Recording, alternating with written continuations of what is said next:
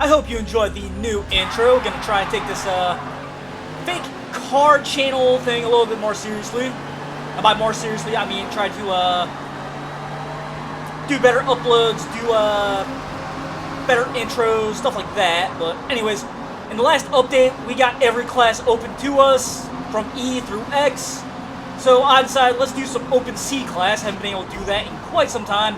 Going into turn 2 though, it is starting to turn into a madhouse.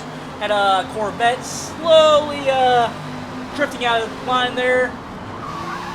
Getting right behind Fast Seb here, and what was that, a Volkswagen? Yeah, Volkswagen by the looks of it.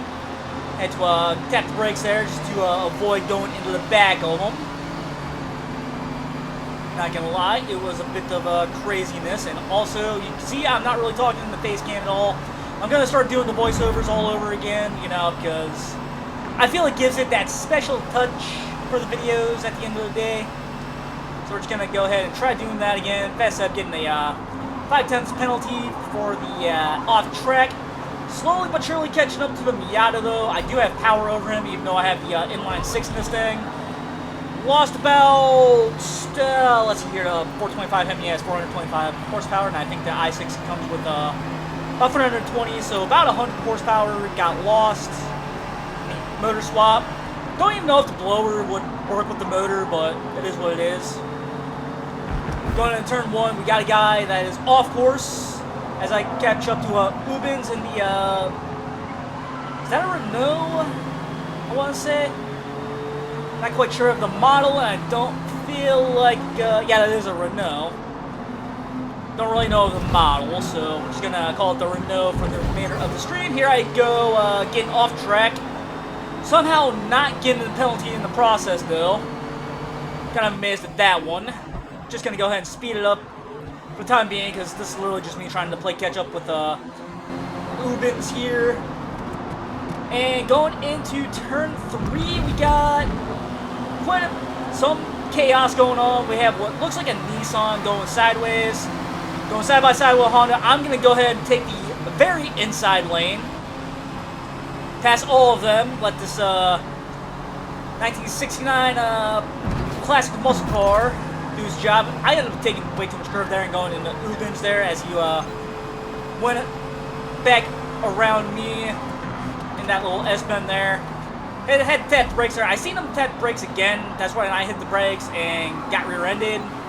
I feel like I should have gotten maybe 2/10 of a penalty for that one, since I did unintentionally brake check. Not even sure what that car is, to be honest with you. I wanted to say it was a Nissan. Now I'm having some second thoughts. Going on the inside of the S2000 though, getting around him for now, and going into turn 1 though, he's just gonna go right back around me. Japanese car in a Japanese track, so you can say he has a home field advantage there as I get tapped on the back by Ubens again. At least I hope that's how you pronounce that name. I could be completely off. And I also forgot I was driving a big heavy muscle car, and I go off course once again where him and Mikey Court got back around me, but still, no penalties for whatever reason. Skipping these first few, well, these few laps due to the fact that not really much happens. Not even gonna lie, this section was kind of boring. I didn't really feel like deleting it. But either way, going into turn 3 once again. This little corner cut, for some reason, almost a second for penalties. Don't know why, don't know where the logic is, but Forza still has a very broken penalty system. So we're going to go ahead and look on ahead where Ubens ends up taking a little too much curve there and just spins out, loses complete control of his car. That Renault is, it's definitely seen better days. Go ahead and speed up to about the final lap where I'm just going to let that play out for you guys. Here I think I set a new record for fast laps on a Hakone in this thing. And this is on a track that I have no experience on whatsoever. I think this is only the second or third time I've actually been on this track layout. So either way, not gonna lie, did pretty good in my opinion. Got a 113.9. Can't complain whatsoever. I'm pretty sure after I do some practice on it, I might be able to get that down to maybe a 113.5. Maybe into the 112s, or at least close to it. But either way, got that race end timer there. Trying to catch up to the Honda Civic. Not going to though. Although he has 2 seconds in penalties by the looks of it, 2 1/4 if you want to get technical. But I do have 0.9 seconds in penalties as well, so in total I need to get him down to a 1.1, and he's pretty much out of the penalty range as it is, so at the end of the day, I cannot complain whatsoever. Big, heavy muscle car on a twisty-turvy track. Finishing in 10th place in C-Class, so that being said, let's go ahead and move on to the next race, shall we? Alright, we headed off to Yas Marina. I decided to stick with the Charger because we did get the North Circuit. And in C-Class, that straightaway can make or break a race from time to time. So we'll see if I have enough horsepower in this thing to do what I need to. Take this turn 1 a little too tight. Get a little love tap by Danny Lag, where I then get spun out. I'm not quite sure who would be at fault for that one. I want to say it was just a standard racing incident, and he does go off course there and lets me on through. So I have a feeling he thought it was his fault. I don't know if it was mine or not, but either way, going into turn 5, a little hairpin left, getting right behind Oz Muscle there, trying to get in his draft. And we're on to the straightaway where a Volkswagen and an Integra start having a little pushing match. Looked like that Volkswagen pushed the Integra off. And I guess the Integra was not too happy about that. But either way, I take the very inside and start gaining some ground on the S2000. Bit of a Forza glue moment there. I did have to slam on the brakes there to avoid going to the back of Oz Muscle and famous Francois there. I think that's a Camaro. Yeah, I want to say it's an IROC Z Camaro, but either way. Coming out of turn 8, though, we do manage to get around Oz Muscle and start catching up to Carrying Candy there. Going into turn 1, Oz Muscle does put on a little bit of pressure there, but it doesn't really faze me all that much. I take the inside of Candy, and I was not really prepared to do so. And I might have pushed Candy off the track there. Kind of felt bad. I have a feeling I should have stopped and let her come back. At least I hope that. I assume that's a she. I could be mistaken. Oz Muscle, though, late on the brakes, nearly goes into the back of me. But luckily, no collision. And at this point, I just get to the point where I can pull away from him. I think he knew it because he did give me the whole good luck chat. So we're just going to go and skip ahead because not much happens during then. I do get passed by Don't Need PC here. Going in turns 6 and 7. This a little chicane here. Going into turn 8 though. Now, what was being proven to me was I did not have enough power to really make good use of that straightaway. So we're just gonna go ahead and skip ahead while I try to catch up to Don't Need PC and RBHM Grumpy there, who has 1.7 seconds in penalties, and I was slowly catching up to him, but this little mistake on turn 8 made that chance of catching up and getting 4th place from him next to impossible now, because I do gotta be within 4/10 of a second of him. And before, I only needed to be within roughly 2 seconds of him. And then, of course, Oz Muscle quit. He probably did not like how fast he was truly going. I have a feeling after I passed him, quite a few other people did, considering Newt.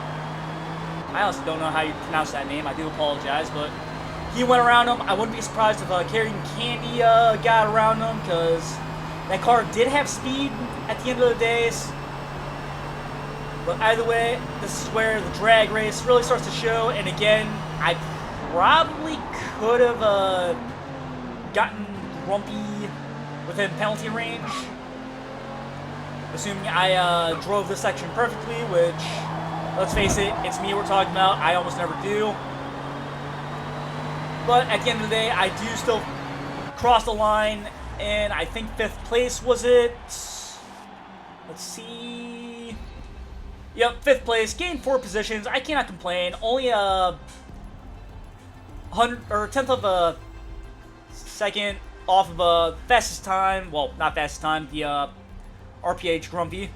But anyways, let's go ahead and hop into the next race where I decided to try something a little different. Alright, so going to Barcelona. Long story short, I was having a chat with my buddy on PSN who, well, I asked him what I should have as a grip car between the 240SX and the Monte Carlo.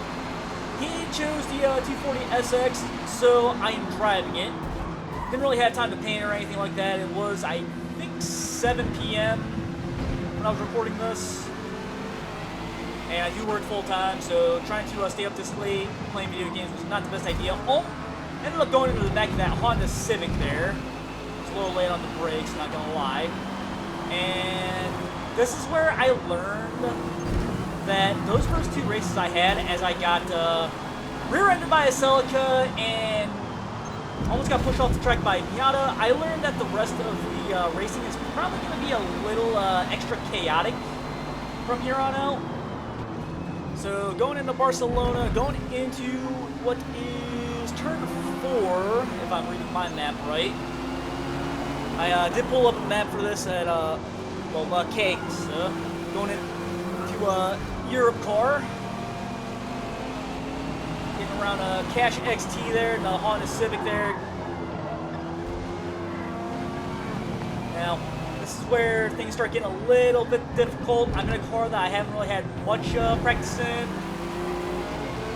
And we got a couple of people that I assume have builds that are more on the power side, as you got Camcio, however you want to pronounce his name, going off into the sand, making sand castles.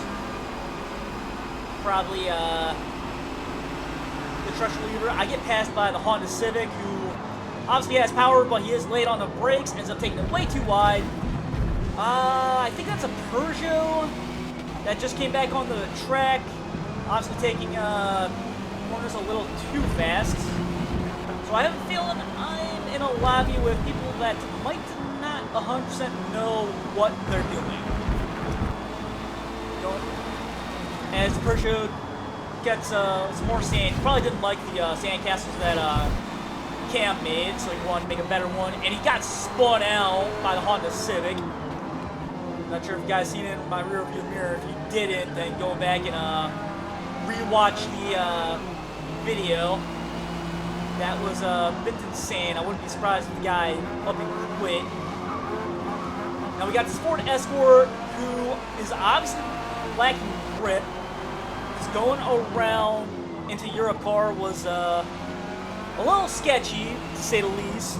Now we're going into RACC, rack, where I couldn't really get a good exit out of the chicane here because of some fact that he was being a little sketchy out of it, and I didn't want to go right into him, so I didn't have a good exit. So we're just going to go ahead and start speeding this up because not really much happens here. And of course, when I finally do catch up, Sir Bela ended up going off course. I ended up getting around because I was able to carry a little bit more speed through that little bend there. Getting around him, trying to catch up to a Smelly Haddock here. Going into Europe car. And this is where I kind of started getting more annoyed with Smelly Haddock than I probably should have. Going in on the outside, trying to get back on the track. I don't know if he closed it off or maybe I was just being too aggressive. I'm going to lean towards me being a little too aggressive, but going into a rack chicane, I do manage to get around him for a little bit. Trying to get a good exit coming out of here. He does try to make a move, but backs out of it pretty well, so pretty clean driving out of him. not gonna lie, but this is where the amount of power he has in this car starts to really show as he gets back around me. The Honda Civic also starting to get back around me. Sir Beta-Lot also getting around. I end up going to Sir Beta-Lot. He goes into the Honda Civic. I go off course with Smelly Haddock here. But for some reason, I think it was, yeah, Sir Beta-Lot that for some reason got the penalty for that one. I didn't see that Silico right away, so I do take fault for going into him. Granted, he did run into the back of me earlier in the race, but still, never an excuse to go into someone else. Either way, though, going into Lakexa, honestly not quite sure how you pronounce that. I do apologize if I am mispronouncing it. Getting right behind Smelly Haddock here, trying to get back around him. End up going into the back of him once again. Had to slow down without him before I end up spinning him out. So okay, getting around me and going straight into Haddock there. Probably had enough of his crap just like I have in this race. And I was actually rewatching all this while I was editing this spot of the video, because I do these voiceovers per race.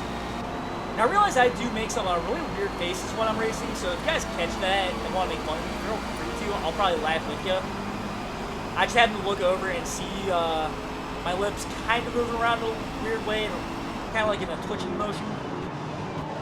By the way, Spotty Dog, I think that was the Peugeot that went off course earlier, or got spun out by the Honda Civic. He's now making some moves. I ended up having to back off there to avoid a collision, so had to let him around. I did miss my shift though. I am not used to this car whatsoever. I didn't even have time to paint it for the amount of time I had. I was going to get the whole Nerdy Bobos livery, but due to time, I couldn't really do that. That's why you don't see the Nerdy Bobos logos anywhere. You don't see the Twitch, YouTube, or anything like that on the hood. But going into Europe car right now, slowly but surely trying to gain some time on him. I do end up losing control there and had to fix my position there. Going into the chicane, I thought I could possibly get around him, but I do get around, oh wait, never mind, I don't get around Spotty Dog there. I'm taking this turn a little tight, so now I have to, well, I ended up getting a pretty good exit there, not gonna lie. But either way, we're gonna speed this up just a little bit, because they do pull away. When I do finally catch up, this is where I start to really start making some headway, start really catching up. Sir Beta-Lot ended up going off course again. That's how I got back around him. Going to the Europe car. Spotty Dog taking it on the inside. Almost going into the back of Smelly Haddock. Going into rack or the chicane. Trying to really take this as tight as I possibly can. Decided to go ahead and take the best possible exit I can make. Not really letting off the throttle too much. Getting into Smelly Haddock's draft. Now getting the Spotty Dog's draft. Slowly pulling up. I decided to pull off to the right. Get around Spotty Dog. He twitched a little bit. I thought he was going to go into me, but he probably just didn't see me right away at the end of the day. Going into turn one. I do get tapped by Spotty Dog just a little bit. Not enough to mess with the race at all. Get right behind Smelly Haddock. Trying to catch up, but I have a feeling there was some oil on that chicane, because I did end up spinning out, so I ended up losing quite a bit of time, ended up dropping down to 13. Sir Beta-Lot also spun out right there. He's still losing control. Pretty sure he ends up quitting right about now or so. I could be mistaken though. All I remember is that he does not finish the race. I do try getting him back around Camp CO, going into Europe car. Now this is where he kind of starts annoying me as well, because he's also in the power build. He doesn't have as much grip by the looks of it. going into a wreck. He goes off course, loses control, going into the chicane. I go into the back end, didn't have much time to react. And of course, going through the chicane, he blocked the way. His car didn't ghost or anything like that. Honestly, I think he should have gotten ghosted at least a little bit. That way I could have gotten around him, but it is what it is. He decides to drift across the finish line, being a little show-off. Not gonna lie, I was slightly annoyed at that, but it is a race at the end of the day, so I can't really be too mad. And on top of that, you shouldn't take this game all that seriously. So with that being said, let's move on to the next and final race. Alright guys, last race of the video, and this one, not the best, but at the same time, we only had, we ended with 7 people, we started with 8, so, either way, going through turn 1, north curve, pretty clean, pretty tame, nothing too crazy here. Mr. Problema here, he does get ahead of me, but he is about to cause a stir because he goes right into JRFE Jr., spinning him out, take him off the track. Not really the nicest thing ever. Junior starts expressing his thought for it, and probably the most disrespectful thing you can do, he says good race. Dude, I do gotta say that's pretty low if you ask me. When you spin someone out, they show their gratitude for it by saying thanks in a very sarcastic tone. Well, right here I ended up getting spun out, but it was not completely on accident, and AR7 handled it the way Mr. Problema should have handled spinning Junior out. Slowing down, saying sorry, and basically, I didn't know if he was going to give me the position back or not. I'm pretty sure he would have, considering how much he slowed down. So, either way, we're just going to go ahead and speed this a little bit up because not really too much happens. Again, there's only the 8 of us. Twisted Emu, whatever his name is. He ends up quitting and all that. Going through the hairpin though, I end up deciding to test the curve there, or sausage. Completely lose control. I don't know if I have my rebound stiffness a little too high, or my car's too low, or if it's a mixture of both, but that was a bit of a not so fun times. Now, I'm going to go ahead and speed this up till we get to the final 2 laps of the race, because that's where a good amount of the battling actually does start. So, here we are going through Sachs. I do have the map of these tracks up now, by the way, so you could thank me later for actually trying to find these turn names. Going through a sudden curve, though, we got Lizardo? Either way, he's in a Toyota's, or at least what looks like a Celica. He goes off into the sand. He ends up making some sand castles. Pretty sure he had to go and release some stress after some fighting. Now, I end up going off course here, and no penalty. Versus a lot of the other people who ended up getting a penalty. I don't know what Forza counts as a penalty or not anymore, but all I know is it is still pretty broken. But anyways, going through turn 2, I do almost go into AR7 Assassin. I did have to go completely straight there to avoid going into the back of his car. I don't want to ruin his race because, well, he did almost spin me out at hairpin on lap 1, but to me, that is not an excuse to go into someone. In fact, he did go and slow down for me. He backed off. He apologized. He checked every box you could to show, hey, that was not intentional at all, man.